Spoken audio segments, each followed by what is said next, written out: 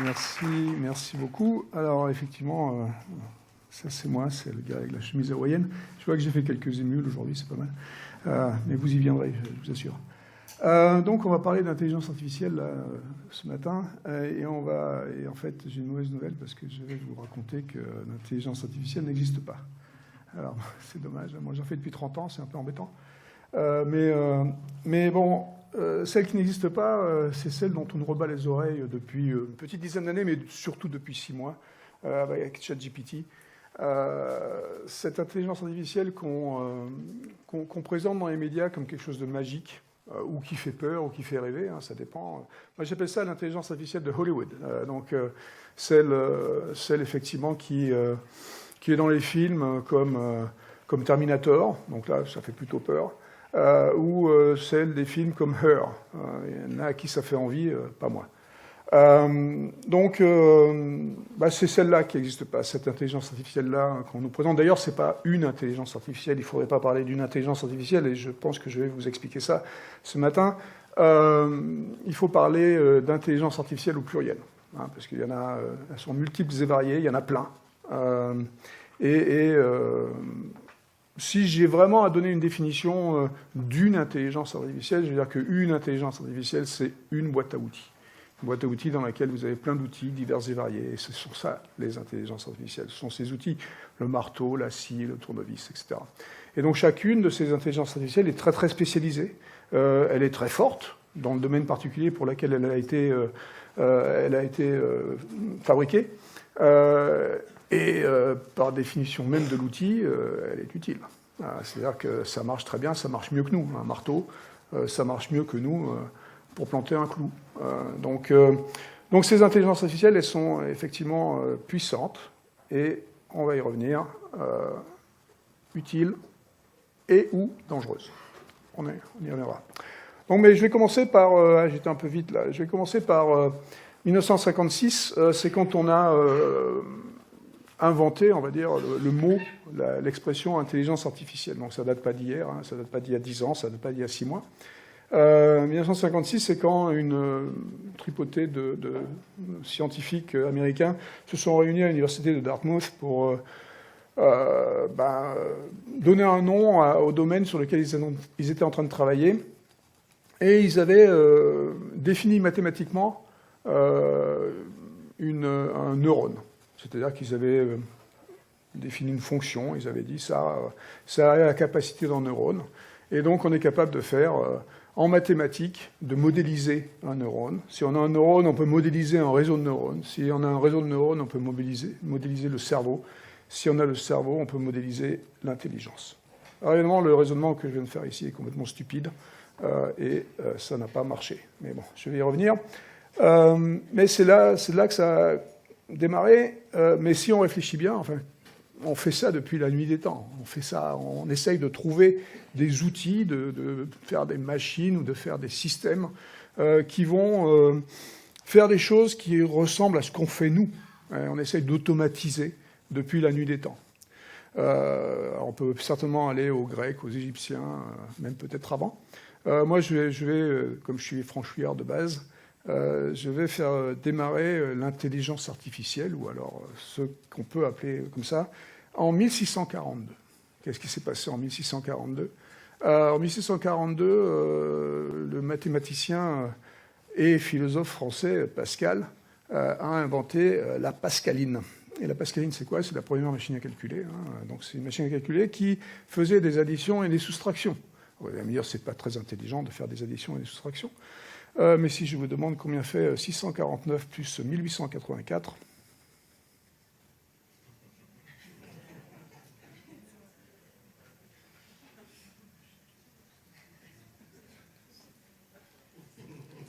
d'accord. Alors il y a deux solutions, où vous êtes complètement idiot, c'est possible, vous pouvez dire comme ça, ou alors c'est pas intelligent de faire ça, je ne sais pas. Mais en tout cas, la machine, la pascaline, aurait eu ce résultat en moins de 4 secondes, hein, parce qu'il suffit de tourner les molettes. Et en plus de ça, la machine, elle aurait eu juste. Hein, elle aurait eu, parce que là, personne ne me donne une réponse, mais si vous m'aviez donné une réponse, il y avait à peu près 60% de chances qu'elle soit fausse. Mais bon, ça, c'est Bon, ceci dit, c'est pour ça que ça fait très très très longtemps qu'on essaie de créer des machines qui ont l'air intelligentes, qui font des trucs qui ont l'air intellectuels. Okay. Mais je reviens à mes amis là, de 1956, et je vous disais tout à l'heure que le raisonnement est stupide. Et c'est embêtant, parce qu'en plus de ça, non seulement ils ont donné le mauvais nom à cette intelligence artificielle, enfin à ce domaine, mais en plus de ça, ils se sont attaqués au problème qui est certainement le problème le plus compliqué auquel on puisse s'attaquer, puisqu'ils ont essayé de résoudre le langage naturel. Alors, le langage naturel, c'est quoi? C'est ce qu'on fait en ce moment, là. Il y a un gars qui parle, il y a des mots, et puis vous rattrapez les mots, et puis vous essayez de comprendre le sens. Ah bon, les mots, c'est relativement facile, le sens, c'est compliqué.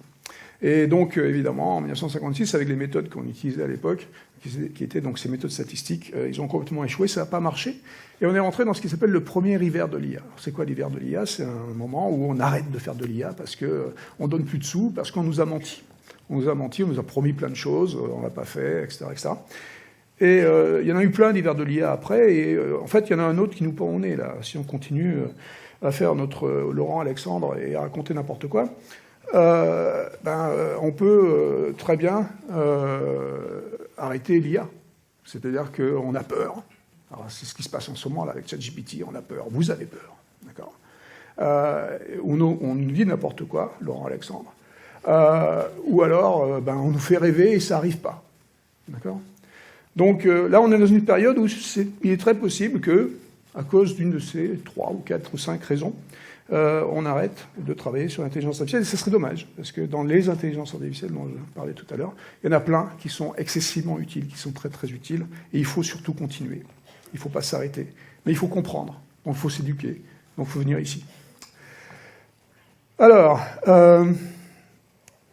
donc dans les années 60, il n'y a plus d'intelligence artificielle. Enfin, début des années 60. Du moins, il n'y a plus d'intelligence artificielle que je vais appeler statistique. Donc celle qui essaie de modéliser les neurones. Mais il y a un autre type qui apparaît, c'est ce que je vais appeler les intelligences artificielles logiques. On vous en a entendu parler, hein, c'est ce qu'on appelle les systèmes experts.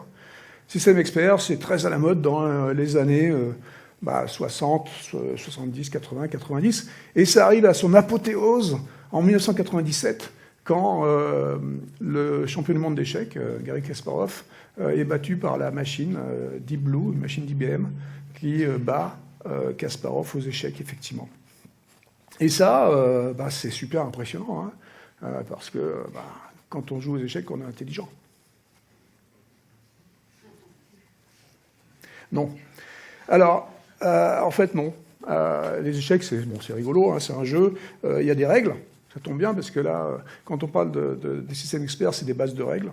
Et donc, on rentre les règles du jeu dans la base. Donc ça, c'est relativement simple. Et en plus de ça, il se trouve qu'aux échecs, on sait exactement combien il y a de coups, 10 puissance 49 coups. On est capable de rentrer pas mal de coups dans la machine. En 97, il y a pas mal de mémoire. Et on est capable donc de calculer relativement facilement parce qu'on a assez de puissance de calcul à n'importe quelle position gagnante. D'accord. Très facilement. Et Kasparov, lui, il n'est pas capable. Kasparov, il a 20 coups d'avance. Bon, il est fort, hein, moi j'ai 2 coups d'avance. Donc c'est relativement simple ce qui se passe. Donc je ne sais pas si c'est de l'intelligence, mais en tout cas c'est impressionnant, c'est sûr. Donc là on est dans les années 90, et dans les années 90 il se passe quelque chose d'autre en fait, qui fait que les intelligences artificielles statistiques qu'on avait abandonnées donc 30 ans plus tôt reviennent à la charge. Pourquoi elles reviennent à la charge? Parce que c'est des statistiques. Et pourquoi c'est des statistiques? Je vais vous dire ça juste après. On change de nom quand même. On appelle ça du machine learning maintenant. Hein. Donc c'est la machine qui va apprendre des trucs, ça va être sympa. Et donc ce machine learning, pourquoi il arrive en force? Il arrive en force parce qu'en 90, vous vous rappelez peut-être, enfin dans les années 90, au milieu, il y a un truc qui arrive qui s'appelle Internet. Et Internet, ça arrive avec beaucoup de données. D'accord? Et pour faire des statistiques, il faut beaucoup de données. Donc, là, on est dans les années 2000. On fait maintenant même du deep learning. Hein, donc, on ne se contente pas du machine learning, on fait du deep learning. Deep learning, ça veut dire quoi? C'est exactement pareil, sauf qu'il y a encore plus de données. Hein, de plus en plus de données. Enfin, vous allez voir, on va parler de ChatGPT tout à l'heure, il y a beaucoup de données. Et donc, dans les débuts des années Internet,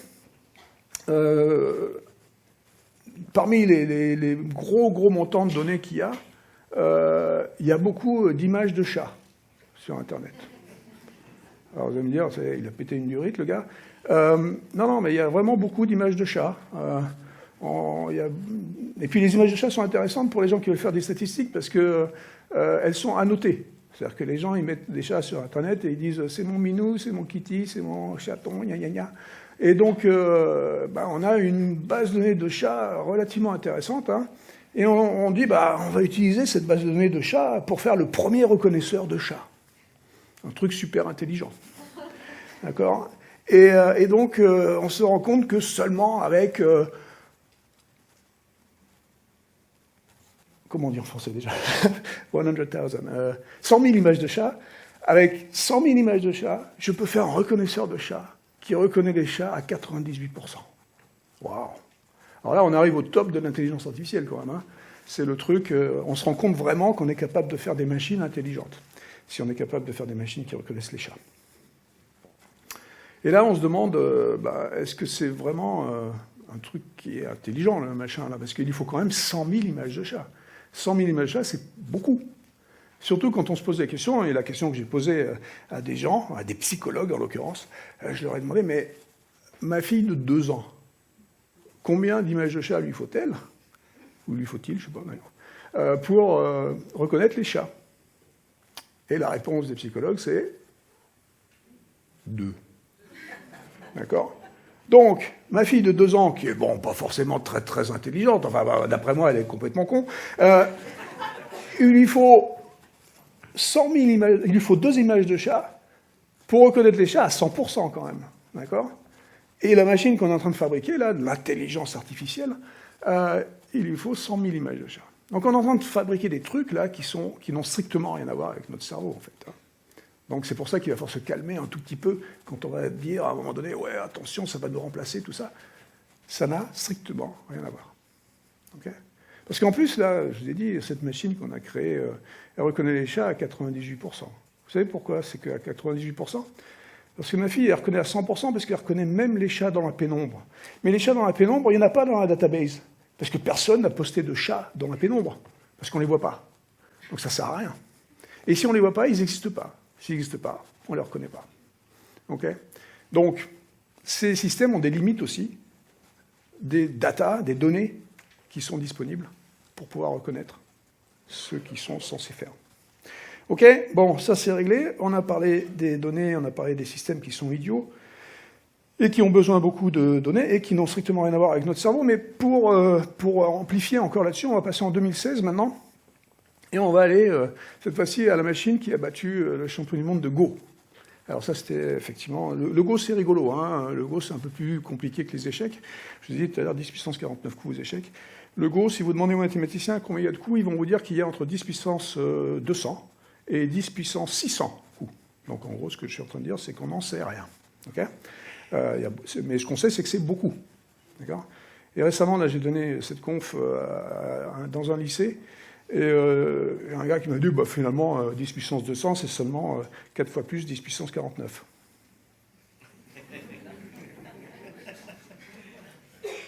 C'est beaucoup, beaucoup plus, on est d'accord, hein? D'accord, il y a beaucoup, beaucoup de zéros derrière, hein? Okay. Donc c'est impossible d'utiliser les méthodes de logique qu'on avait utilisées en 1997. Donc là, on va utiliser des méthodes statistiques. Effectivement, on va utiliser du deep learning. C'est DeepMind, une boîte d'IBM, une boîte de Google, finalement, qui fait ça. On ne va pas s'intéresser à l'algorithme, on s'en fiche, mais on va s'intéresser à la machine. Donc DeepMind, qui fait tourner AlphaGo, le programme qui joue au Go. Cette machine, alors, elle n'est pas vraiment comme ça. Hein, ça, c'est un dessin que j'ai fait. Hein. On ne sait jamais. Et donc, on va ouvrir ses entrailles.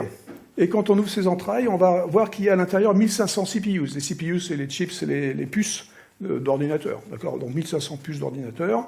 Il y a 300 GPUs. Les GPUs, c'est encore d'autres puces qui font du Graphical Processing Unit. C'est des machins qui font du calcul matriciel, très intéressant pour faire du machine learning. Et il y a encore un autre type de puce qui est nouveau à ce moment-là, qui s'appelle des TPUs.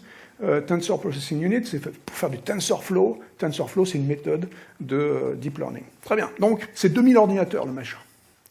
2000 ordinateurs pour jouer au Go. D'accord? 2000 ordinateurs, c'est un petit data center. Un petit data center, ça fait 440 kW. 440 kW pour jouer au Go. Alors là, il y a une autre question qu'il faut se poser, c'est le petit Coréen de 18 ans, c'est bien fait pour sa gueule qu'il se soit fait ratatiner d'ailleurs parce qu'il était infect, mais lui, il a 18 ans, et il a ça. Et ça, en watts. Est-ce que vous avez une idée de ce que c'est? D'accord? Alors pas tous, et surtout ce matin, mais en général, ça, c'est à peu près 20 watts. Okay. Donc là, on est en train de créer une machine qui pète 440 kW pour jouer à un jeu que le champion du monde est capable de jouer avec 20 watts. D'accord? Bon, il est champion du monde, le gars, il n'était pas loin de battre la machine, hein. Il l'a battu quelques fois, et elle l'a battu plus, et plus, et plus, bon. Mais on est en train, encore une fois, de créer des trucs qui n'ont strictement rien à voir avec notre intelligence, avec notre cerveau, qui utilisent beaucoup plus d'énergie, beaucoup plus de données. Mais dans l'énergie, ce qui est marrant aussi, c'est que cette machine-là, AlphaGo, elle fait que jouer au Go. Le petit Coréen, lui, il sait faire la cuisine, il sait parler, langage naturel, vous savez, le truc compliqué, là. Il sait faire plein de trucs avec ses 20 watts. Ça ne fait que jouer au Go. Si je veux que ça joue aux dames, il faut tout refaire. OK? Donc, encore une fois, respirons, d'accord? Ces machines n'ont strictement rien à voir avec notre cerveau, avec notre intelligence. On n'aurait jamais dû appeler ça intelligence artificielle. Donc, comme j'ai dit, il y a beaucoup de données dans ces systèmes. Il faut utiliser énormément de données. C'est des statistiques. On utilise de plus en plus. Après, ChatGPT, aujourd'hui, c'est pas 100 000 morceaux de données comme c'était pour les premiers reconnaisseurs de chats dans les années 90-2000. On parle de 175 milliards de morceaux de données. On parle entre 1000 et 2000 milliards de mots qui sont ingurgités par la machine. D'accord? C'est beaucoup, hein? En gros, c'est Internet. Et donc, ces données, malheureusement, quand il y en a beaucoup comme ça, elles sont toujours biaisées. Je ne sais pas si on vous a dit, mais sur Internet, il n'y a pas que des trucs vrais. Enfin, si vous avez... Et donc, du coup, comme la machine a ingurgité des trucs qui ne sont pas vrais, enfin, pas vrais sur certains de nos standards, hein, par exemple, la Terre, c'est pas plat, hein, enfin, a priori, mais sur Internet, on trouve que la Terre est plate, des fois. Donc, du coup, ChatGPT, si vous insistez vraiment, il va vous dire que la Terre est plate, parce qu'il va vous rendre les données qui sont sur Internet. Et donc, les données sont biaisées, les données sont fausses, et malheureusement, ça donne des systèmes de temps en temps où ça va se voir. D'accord? Enfin, ça se voit tout le temps, et ça se voit de plus en plus justement avec ChatGPT, parce que comme tout le monde l'utilise n'importe comment, effectivement, on peut dire des grosses bêtises. Mais je vais vous prendre un exemple de 2016 aussi, qui est un exemple qui est d'un chatbot déjà. C'était pas ChatGPT, mais c'est un chatbot de Microsoft aussi qui s'appelait Tai. Tai, il a été il est sorti en 2016. Et c'était un chatbot qui était censé, sur Twitter, interagir avec les gens pour promouvoir les produits Microsoft. Hein, donc l'idée était très bonne, certainement. Donc ils ont mis des mois à développer le machin. Et ils ont été obligés de débrancher au bout de 16 heures d'opération. Parce qu'au bout de 16 heures d'opération, Tai était devenu le plus raciste et sexiste chatbot de l'humanité. Bon, il n'y en avait pas beaucoup à l'époque, mais c'était quand même assez grave, donc ils l'ont débranché.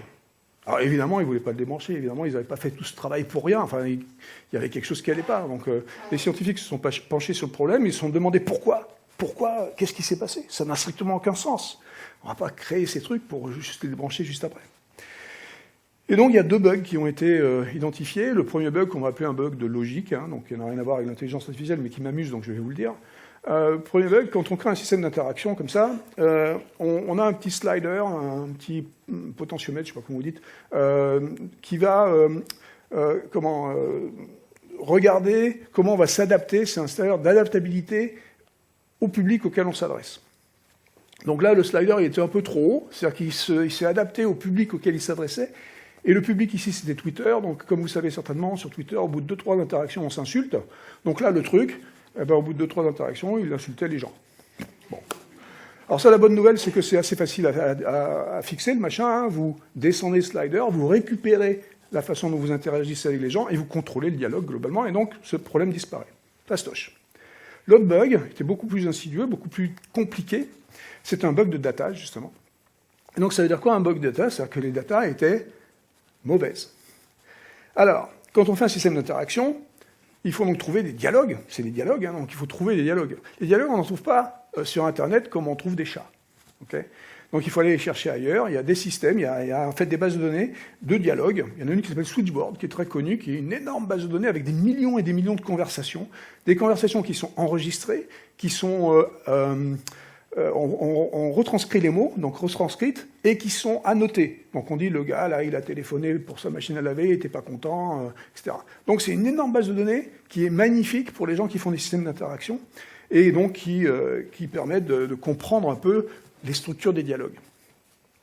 Donc, moi, j'imagine le gars là, chez Microsoft, on lui dit, bah, il faut que tu fasses le système là, taille, tu te débrouilles, tu prends un switchboard et tu nous fais le système.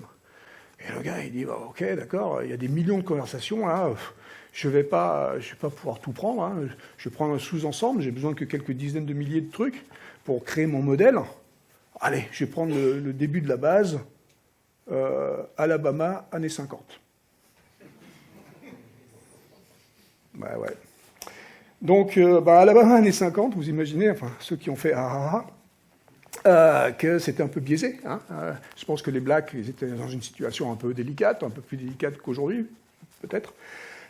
Et donc, du coup, la base de données étant biaisée, le modèle était biaisé, et il a fallu une petite étincelle pour qu'elle devienne complètement raciste et qu'elle détruise, en fait, les Noirs dans les interactions de dialogue. Donc, il faut faire super attention. Alors, je n'ai pas forcément la solution, mais vous allez me dire, bah, c'est fastoche, il suffit de regarder bien toutes les données et puis d'enlever les trucs qui sont un peu limites. Alors, il y a deux problèmes avec ça. Le premier problème, c'est que bon, quand on a 100 000 images de chats, on peut peut-être trouver 2-3 images de chiens et les enlever. Très bien, fastoche ça. Mais quand on a 175 milliards de morceaux de données, ça commence à être un peu plus délicat d'aller chercher les machins qui ne vont pas. Parce qu'il y en a beaucoup. Okay, et l'autre truc, c'est quand je vais commencer à balancer les datas, à dire, voilà, je vais choisir les datas. Donc, ce que je viens de dire ici, choisir les datas, ça veut dire que, quelque part, je rentre mon propre biais. Et quand je rentre mon propre biais, qui dit que, éthiquement, c'est moi qui ai raison? Je ne sais pas. D'accord ? Donc, c'est un problème excessivement délicat. Dès qu'on commence à faire des statistiques, il y a des choses qui sont certainement fausses. Et moi, ce que je vous dis, c'est que toutes les bases de données sont fausses. Et donc, ces systèmes, il faut douter. Mais bon, ça, j'espère que cette population ici en est persuadée. Bref, ça, c'était mon ami chatbot sur Twitter qui a vécu 16 heures. Un autre truc qu'on dit souvent, on dit, de toute façon, oui, il faut douter, il faut faire attention. Ces intelligences artificielles sont des boîtes noires, d'accord ? C'est trop compliqué. C'est trop compliqué, on ne peut pas comprendre ce que ça fait, et donc c'est des boîtes noires, il ne faut pas leur faire confiance. Alors moi, je vais modérer un tout petit peu, je sais pas si on dit ça. Je vais pas dire exactement ça. Je vais vous dire que, oui, il faut douter, ça, je vais vous le répéter tout le temps, mais par contre, de temps en temps, on peut faire confiance à ces boîtes noires. Parce que ce n'est pas des boîtes noires, en fait. C'est des boîtes transparentes si on prend le temps de les expliquer. Il n'y a pas d'inexplicabilité en IA. On parle souvent d'inexplicabilité, on dit comme c'est inexplicable, blablabla. Comme toutes les sciences nouvelles, comme tous les trucs nouveaux qui arrivent, c'est compliqué. Ça a l'air compliqué.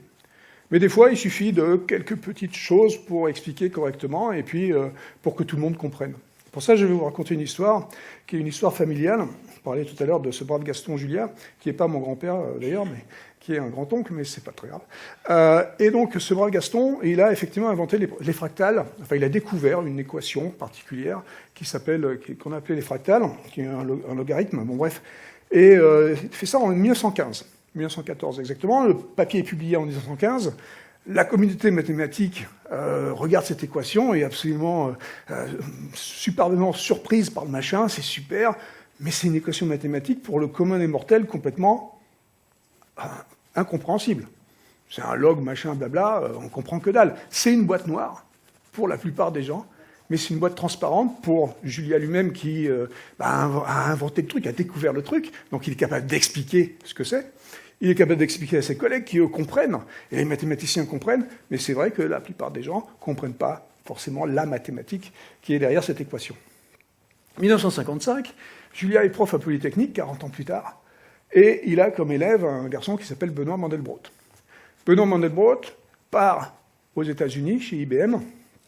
Il a un des premiers ordinateurs à sa disposition. Il rentre l'équation de Julia dans l'ordinateur. Il en profite pour l'appeler équation de Mandelbrot, on ne va pas se gêner. Et donc, apparaît à l'écran, quand il affiche cette équation, apparaît à l'écran cette magnifique fougère, pour ceux qui savaient ce que c'était qu'une fractale, cette magnifique fougère qui, quand on la regarde, on voit qu'à chaque niveau de la fougère, c'est la même fougère, et la même fougère, et la même fougère. Et donc, cette propriété exceptionnelle qu'ont les fractales, ça s'appelle la récursivité. Et la récursivité devient complètement en transparence pour n'importe qui est capable de comprendre juste en regardant l'image. Et donc, la boîte noire est devenue une boîte transparente grâce à cette image. Pour ceux qui n'ont toujours pas compris, la récursivité, c'est comme la vache qui rit, là. Ouais, c'est pas grave. Bon. Allez, tant que je suis dans les trucs qui m'énervent, là, je vais vous parler de la voiture autonome. D'accord? Alors, la voiture autonome, Elon Musk. Allez. 2015, Elon Musk nous dit, la voiture autonome, c'est pour demain. Super, très bien. 2018, la voiture autonome, c'est pour demain. 2021, voiture autonome, c'est pour demain. 2023, voiture autonome, c'est pour demain. Bon, Elon Musk raconte n'importe quoi, je pense que vous le savez maintenant. Quand il parle de voiture autonome, et quand je parle de voiture autonome, on parle de voiture autonome niveau 5. D'accord? Donc le niveau ultime de l'autonomie. Il y a évidemment 0, 1, 2, 3, 4 avant. Aujourd'hui, on est à peu près à 2,5. Les Tesla sont à 2,5. Il y a certains qui déclarent qu'ils sont presque à 3, donc je pense qu'on est presque à 3, effectivement. Mais on est loin de 4, et on est très très loin de 5, on est d'autant plus loin de 5 qu'aujourd'hui, je vous annonce officiellement que 5 n'existera jamais. Alors, il n'existera jamais comme dans Ja et Mais, en fait. Jamais. Mais je vais vous le prouver, je ne vais pas juste vous le dire, je vais vous le prouver. Et donc, du coup, ces voitures autonomes, quand elles seront au niveau 4, elles vont nous permettre d'être beaucoup plus sûrs dans les voitures, et ça va être absolument extraordinaire, et on y arrivera. D'accord? Donc on va arriver au niveau 4, mais on ne peut pas dire qu'on aura un jour la full autonomie. Et pour ça, je vais vous donner deux exemples. Un exemple qui est pour les Français, qui s'appelle la place de l'Étoile à 18h. Place de l'Étoile à 18h, vous collez les voitures autonomes sur une de ces avenues là, qui est là. La voiture autonome, elle va être comme ça.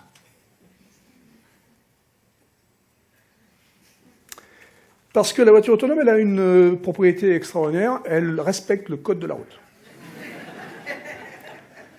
Ce que vous, quand vous êtes sur la place de l'Étoile, vous ne faites pas. Vous avez un truc en plus qui s'appelle le pouvoir de négociation ou le pouvoir de négociation. Et donc, bon, ça c'est un peu compliqué à expliquer aux voitures, à expliquer au système autonome. Donc, bon, ça c'était pour les Français. La version officielle, pour les Américains et les autres, c'est une voiture qui roule dans les rues de Mountain View. Mountain View, c'est là où il y a Google. Et donc, ces vidéos ont été d'ailleurs données par une compagnie qui s'appelle Waymo, qui est une compagnie de Google, qui travaille depuis 10 ans sur l'autonomie. Et le CEO a dit, j'en ai marre d'entendre ce que j'entends, je vais faire don de toutes mes datas que j'ai depuis 10 ans. Je donne 10 millions de miles de vidéos de routes qui ont été prises en vidéo pour pouvoir faire apprendre au système. Et donc, il a donné ça, et donc des gens comme moi, on est allés voir les vidéos, évidemment, et il m'a fallu à peu près 1 heure pour trouver une pépite, et puis après j'en ai trouvé plein. Ce que j'appelle une pépite, c'est un truc qui dit que j'ai raison, d'accord? Et donc, cette pépite-là, on voit une voiture qui roule dans les rues de Mountain View. Mountain View, c'est chiant comme la mort, il ne se passe rien. Et là, d'un coup, au milieu de rien, la voiture s'arrête. Ça attend 2-3 secondes, la voiture fait 2-3 mètres, elle s'arrête. 2-3 secondes, la voiture fait 2-3 mètres, elle s'arrête. 2-3 secondes, la voiture fait 2-3 mètres, elle s'arrête. Elle fait ça 5-6 fois. Et là, on voit sur la caméra, parce qu'on voit les mains sur le volant, on voit que le safety driver, il y a toujours quelqu'un qui est dans la voiture, prend la voiture, et puis démarre et s'en va. Parce que derrière, les mecs commencent à s'énerver. Ils disent, mais qu'est-ce qu'il fout, le gars, à s'arrêter tous les 2-3 mètres? Ça n'a aucun sens. Ça n'a aucun sens jusqu'à ce qu'on regarde la vidéo. Un peu plus près, on voit 2 gars qui marchent sur le trottoir. Donc 2 gars qui marchent sur le trottoir. Le gars qui est le plus près, dans la même direction de la voiture. Le gars qui est le plus près de la route, donc il marche aussi dans la même direction, comme ça, avec son pote. Mais lui, sur son épaule, il a un panneau stop. Alors vous, là, tous là, vous voyez un connard sur le bord de la route, avec un panneau stop sur l'épaule qui marche dans la direction de la voiture, vous vous arrêtez pas. Parce que vous avez dit, oh, tiens, il y a un connard sur le bord de la route qui marche avec un panneau stop, bon, voilà. La voiture autonome, elle voit un panneau stop, et puis elle voit un panneau stop, et puis elle voit un panneau stop. Ça n'existe pas, ce cas. Ça n'existe pas. C'est pas possible. C'est un truc qu'on n'a jamais vu. On n'a même pas imaginé. D'accord? Ben nous, quand on voit un truc comme ça, nous, humains, on voit un truc comme ça, on fait un truc extraordinaire que les IA sont incapables de faire. On invente, on s'adapte, on crée. D'accord? Quand on vous parle des IA génératives aujourd'hui, les IA génératives, les ChatGPT, les machins et tout ça, il y a une chose qui est bien dans ces choses-là, c'est qu'on ne s'est pas trompé de nom. On n'a pas appelé ça IA créative. On a bien appelé ça IA générative. Ça génère des trucs qui arrivent de ces 175 milliards de données, d'accord? Mais ça ne crée rien. C'est vous qui avez le pouvoir de création, c'est vous qui le gardez, c'est vous qui avez la possibilité de créer à travers le prompt. C'est-à-dire que c'est vous qui allez dire à la machine « Dessine-moi une vache verte sur la tour Eiffel ». La créativité, elle est là, et dans l'image mentale que vous avez de la vache verte sur la tour Eiffel. Oui, ça va vous générer plein de vaches vertes sur la tour Eiffel, mais c'est vous qui avez l'idée. C'est toujours vous qui avez la main. Et d'ailleurs, en parlant de main, je vais passer vite fait sur le fait que j'appelle ça l'intelligence augmentée, IA, au lieu d'appeler ça intelligence artificielle, parce que ces outils, ils nous augmentent, nous. Ils augmentent notre intelligence. Okay. Ces outils, on s'en sert comme tous les outils de la boîte outils dont je parlais tout à l'heure, et j'adore comparer une intelligence artificielle avec un marteau, parce que c'est exactement la même chose. Un marteau, ça va planter un clou bien mieux que mon poing, d'accord? Donc c'est hyper utile, c'est hyper puissant. Le marteau, si j'utilise à bon escient, c'est super. Je peux l'utiliser à mauvais escient pour taper sur la tête du monsieur, d'accord? Et ça, on a décidé collectivement que c'était pas bien. Mais on l'a décidé collectivement. On a dit c'est pas bien de taper sur la tête du monsieur. Parce qu'à la fin, celui qui tient le manche du marteau, c'est moi. C'est moi qui décide. C'est nous qui décidons. Les IA, c'est exactement la même chose. C'est nous qui tenons le manche du marteau. C'est nous qui décidons de comment on les utilise. Et c'est nous qui décidons de réguler ou pas. Hein, on va dire que c'est hors la loi de taper sur la tête du monsieur avec le marteau. Des fois, il y en a qui vont le faire. Et donc, il y en a qui vont le faire. Mais on décide collectivement que c'est pas bien. Et après, bon, on agit comme on peut. Mais ces outils sont excessivement puissants. Ils sont très, très puissants. Comme le marteau. Il est très très puissant. Allez, j'ai combien là? 3 minutes? 1 minute? 2 minutes? Allez, je vais vous faire un truc extraordinaire, et vous allez ressortir de là, vous allez être illuminé. Je ne sais pas si on dit ça, mais... je vais vous faire une démonstration de ce que c'est que l'intelligence, parce que j'ai parlé beaucoup d'intelligence. Je vais vous montrer l'intelligence humaine, okay? En mathématiques. Alors, c'est peut-être pas votre tasse de thé, mais vous allez voir, c'est pas très compliqué. En fait, je vais projeter en 2 dimensions les intelligences. Alors, il y a plein de gens, il y a les philosophes, il y a les psychologues, il y a plein de gens qui définissent l'intelligence. Moi, je vais vous le définir mathématiquement, et vous allez tout comprendre, et vous allez comprendre pourquoi l'intelligence artificielle n'a strictement rien à voir avec l'intelligence humaine. L'intelligence humaine, je vais la projeter donc sur ce graphe en 2 dimensions. D'accord? En ordonnée, vous avez le niveau d'intelligence, 0, Donald Trump, jusqu'à 100, un génie. Ok? Très bien. Et en abscisse, ici, on va avoir les domaines d'intelligence, tout, n'importe quoi, ok? Donc on projette tout ça, poum, dans toutes les dimensions qu'il y a, poum, on projette ça sur ces 2 dimensions. Voilà, ça c'est nous, l'intelligence humaine. Continue. N'importe quel domaine, on est capable de dire quelque chose, surtout nous les Français. Et donc on n'est pas des génies, on n'est pas complètement idiots. Voilà, ça c'est l'intelligence humaine. Continue, mathématiquement parlant, continue. Et infini. On voit un connard sur le bord de la route avec un panneau stop, on est capable de s'adapter. D'accord? On invente. D'accord? Continue infini. Intelligence humaine. Intelligence artificielle, les échecs, c'est pas mal, ça marche. Si vous jouez aux échecs avec une machine et que vous gagnez, c'est que vous l'avez mis au niveau 2. D'accord? Vous n'avez strictement aucune chance. Échec, c'est un génie. Go, c'est plus qu'un génie, parce qu'il y a tellement de coups possibles et inimaginables qu'il dépasse l'humanité. Bon bref, on ne va pas rentrer dans l'infini, on s'en fout. La voiture autonome. Enfin, niveau 4.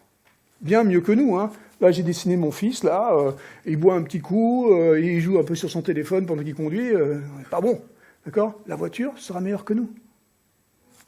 Mais, des fois, il faudra l'aider. Ça, on en prendra plus tard. N'importe quoi, n'importe quel domaine, n'importe quel truc que vous pouvez imaginer, des trucs en médecine, des trucs en ressources humaines, des trucs en n'importe quoi, on peut avoir un outil, si on a envie, qui sera meilleur que nous dans ce domaine particulier. Si on veut, des fois, on peut décider de ne pas utiliser l'outil parce qu'il n'est pas utile. Et à ce moment-là, ce n'est pas un outil. D'accord? Mais, voilà, ça, c'est les intelligences artificielles. C'est quoi en mathématiques, ce que je viens de faire là? Ce sont des lignes discrètes, on dit. Allez, la question qui tue, combien de lignes discrètes me faut-il pour atteindre la continuité? L'infini. Voilà. Alors l'infini, je ne sais pas si vous savez, c'est compliqué, hein. C'est beaucoup. Et donc, du coup, il faudrait avoir, pour pouvoir matcher l'intelligence humaine, il faudrait avoir une infinité d'intelligence artificielle. Et ça, c'est pas possible, parce que c'est beaucoup. Allez, un petit truc vite fait, là, on finit là-dessus. Là, on dit des fois, ouais, mais en fait, il y a des trucs qui se ressemblent, il y a des trucs qui sont contigus, là, donc on peut faire du transfer learning entre deux domaines, et donc par capillarité, on pourrait imaginer qu'on va pouvoir couvrir tout le domaine, tout le spectre de l'intelligence humaine. C'est pas une mauvaise idée de faire de ça. Ça permet de ne pas avoir à refaire des bases de données et tout ça, c'est pas une mauvaise idée. Le problème, c'est que, qu'est-ce qu'il y a entre deux lignes contiguës? Ah, purée, encore ce truc-là. L'infini. L'infini, c'est compliqué, encore une fois. Bon, bref. Donc, du coup, c'est pas possible. Ah, et puis, tiens, le truc qu'on a inventé tout à l'heure, là, vite fait. Elle est où, l'intelligence artificielle? Un truc qu'on a inventé, si on l'a inventé tout de suite. L'intelligence artificielle, elle est nulle part. D'accord? Parce qu'elle n'a pas eu le temps d'avoir les données, elle n'a pas eu le temps d'avoir les règles, donc on n'a pas eu le temps de la faire encore. L'intelligence artificielle est toujours derrière nous, c'est nous qui décidons, c'est nous qui avons le manche. Merci.